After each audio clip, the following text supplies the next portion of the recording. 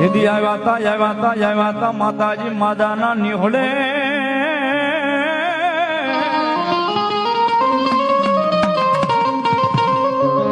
ઓહો મારી માં મળ્યા ચારણ ની આય ખોડિયા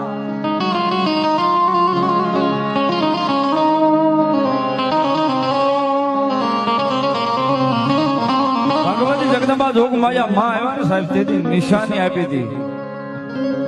હોનાનો હુરત તેથી રોહિશાળાના નીકળાની માલભાઈ ચારણના નીકળાની માલભાઈ ઉગ્યો તો સાહેબ